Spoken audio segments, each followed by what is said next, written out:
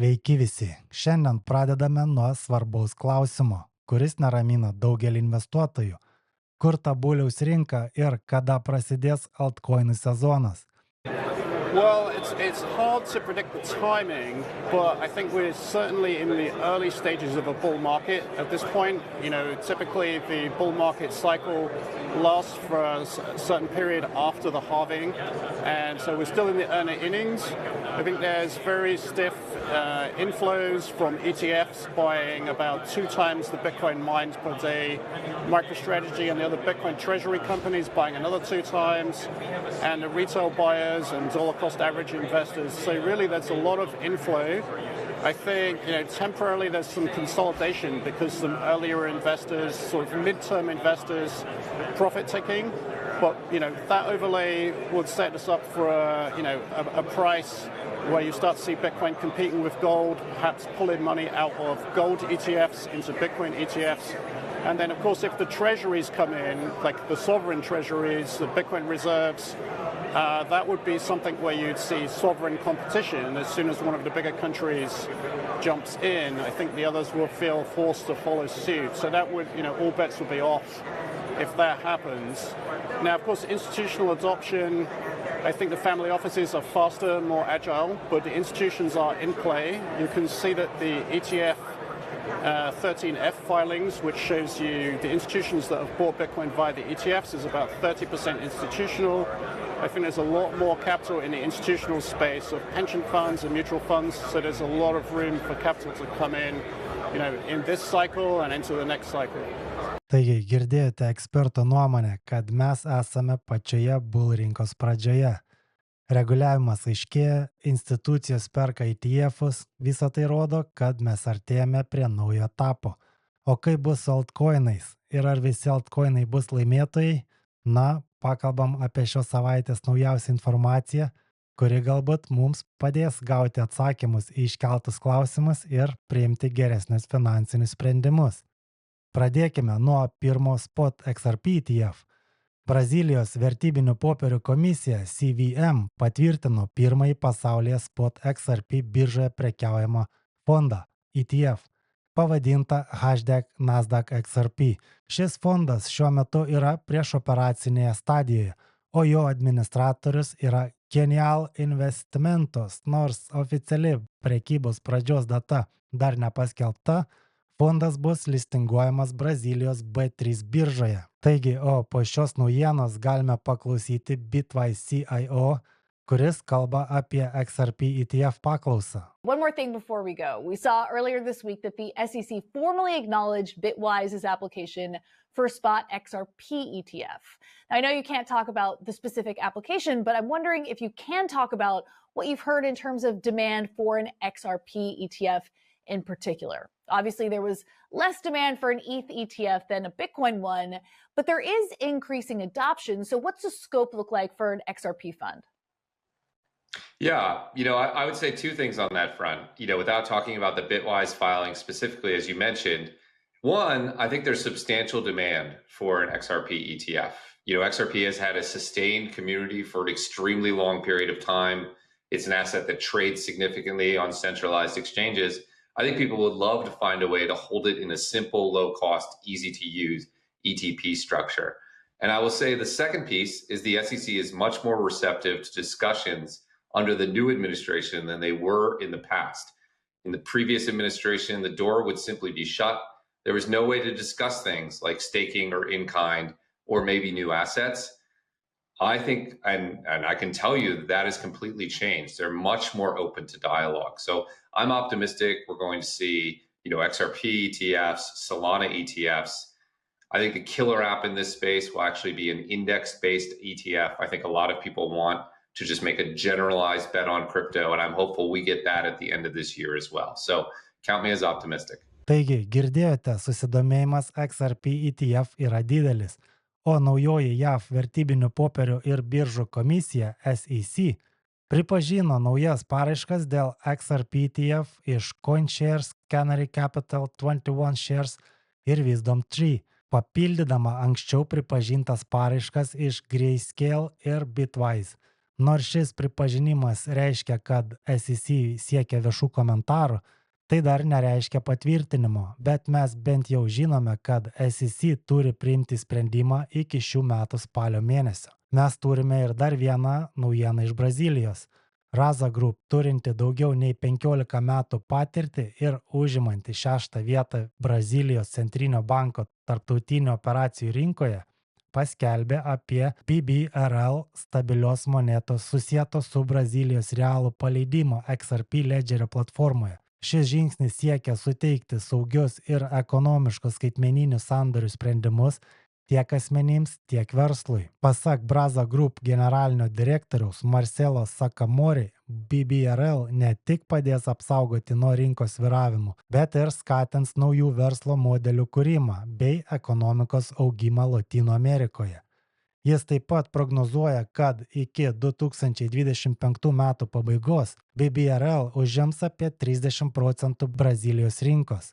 Tęsiant temą apie ETF'us, Canary Capital Spot Litecoin ETF buvo įtrauktas į DTCC sistemą, o tai ženklas apie galimą Litecoin ETF paleidimą. Nors tai reiškia, kad prekybos infrastruktūra paruošta, šio ETF prekyba neprasidės tol, kol SEC jo nepatvirtins.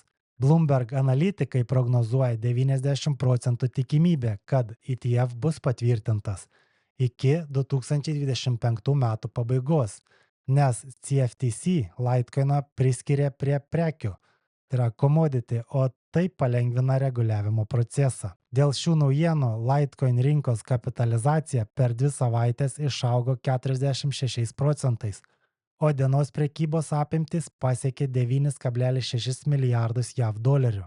ETF paraiškų vis daugėja, kaip matom, Franklino Solana ETF ir Canary HBAR ETF paraiškos buvo taip pat pateiktos SEC. SEC taip pat pripažino paraišką dėl Ethereum Staking ETF. Šis ETF'as įdomus tuo, kad investuotojai ne tik galės laikyti Ethereumą per reguliuojamas priemonės, bet ir gauti stakingo palūkanas. Tokia sistema labai patinka institucijoms, todėl manau, kad šis ETF patvirtinimas pritrauktų daug kapitalo iš institucinių investuotojų. Kalbant apie Ethereumą, kriptovaliutų birža Bybit patyrė didžiausią kripto istorijoje kibernetinę ataką, per kurią buvo pavogta daugiau nei 1,4 milijardų JAV dolerių vertės Ethereum. Hakeriai perėmė vienos iš Bybit šaltųjų piniginių kontrolę, pervesdami lėšas į nežinomus adresus. Nepaisant šio incidento, generalinis direktorius Ben Shou patikino, kad birža išlieka mokia, visi klientų aktyvai yra saugus ir atitinkamai padengti. Šiandien jau turime informacijos, kad Lazarus grupė iš Šiaurės Korėjos galimai vykdė šią vagystę.